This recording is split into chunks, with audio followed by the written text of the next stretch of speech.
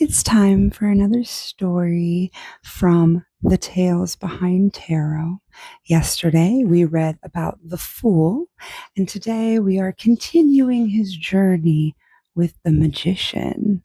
So let's see how the story continues. The first person the Fool encountered when he arrived in this new world was the Magician. It took him a moment to find his balance and adjust his vision.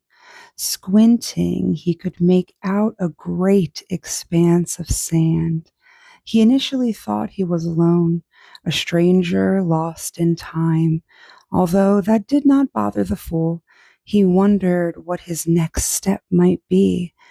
What was his intention? What did he want to create? Surely that was why he was standing here in the middle of a vast nothingness. He looked in every direction. All he could see was a deserted stretch of white that rose up to meet the bluest sky. But then something strange happened. The air before him began to shimmer. Slithers of sunlight blinded him, if only for a second, and when he rubbed his eyes, the view had changed. Ruby red flowers and lush green foliage curled about his feet, and wherever he gazed, more grew. It was as if the power of his stare was the catalyst, the cause for this strange phenomenon. Before him was a table laden with objects that made no sense on first appearance. And behind the table stood a man of such magnificence, the Fool could hardly tear his eyes away. The man was dressed in a white robe for purity, with a blood-red cloak draped around his shoulders, gripping him tightly about the waist with a silvery snake biting his own tail. The Fool recognized this symbol of eternal life and the ongoing cycle that every human moves through. Silence hung in the air between them. It was as if nothing else existed in this moment, nothing except the relationship between the two. The Fool took a step forward. He could feel the aura of this powerful man drawing him close.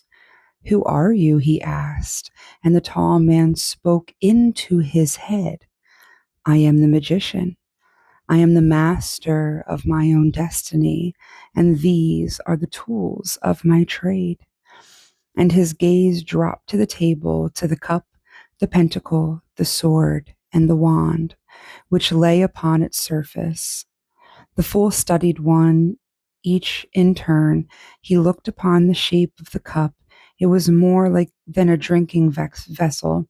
It had the elixir of life, the purest, sweetest water to touch his lips. He studied the pentacle, shiny and gold, smooth to the touch, but born from earth, a symbol of material wealth. He studied the sword, then the sharp edge reflecting the sun's rays, swift and smooth, it could slice through the air. Then finally, he turned his attention to the wand. Like an arrow crafted from wood, it was the spark that lit the fire of new ideas. Finally, he understood what the magician meant. These tools represented the four essential elements for all creation: water, earth, air, and fire. "I understand," he said, holding the gaze of the magician. "These things are at my fingertips, and I can use them to create my future." The magician smiled, then slowly raised one hand towards the sky and the other towards the earth in one fluid movement. Every action was done with intention, every placement so specific there could be no doubt or questioning him. This was a man with a vision in mind. The Fool watched and tried to understand once more what the magician might be telling him. He scratched his head, he took a breath, and let the cool air calm his thoughts. He realized that to learn, he must be like the cup, an open vessel ready to catch those drops of wisdom. To truly connect, he must be like the pentacle, born from the earth and rooted in the physical. To stimulate his mind, he must be like the sword, sharp and ready for action. And to understand, he must wield the wand that is primed to light the flame of knowledge. In that moment, the truth came to him. He realized the significance of the magician's hand and where they were pointing. You point to the heavens, to the spiritual realm, which we are all a part of, he said, looking upward and then dropping his gaze to the earth. And you point to the earthly, material realm to represent the physical. We stand with a foot in each, and it is up to us to find that balance while moving through life. The magician nodded as the revelation settled into the fool's mind. Then, out of nowhere, the fool spoke once more. Why can I only hear you in my head? Why do you not speak to me out loud? The magician seemed amused by this question, although he did not laugh. A flicker of emotion passed across his face and made his lips twitch. Then he did something the fool did not expect. He stepped forward and in one graceful stride slipped like a shadow over the sun into the fool. Suddenly he was gone, and the fool understood everything. The magician was not a separate entity. He was the fool. He was the next stage in his development.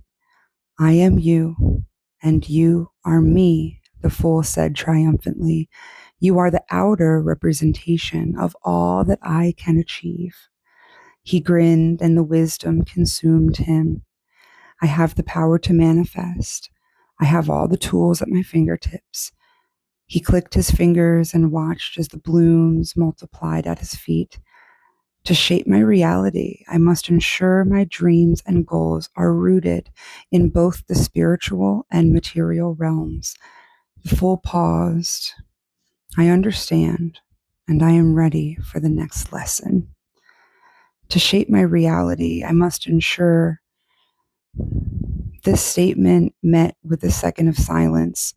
Once more, a vista transformed. In the blink of an eye, the foliage disappeared, as did all the magician's tools. The ground beneath his feet hardened, and the vast stretch of desert was gone.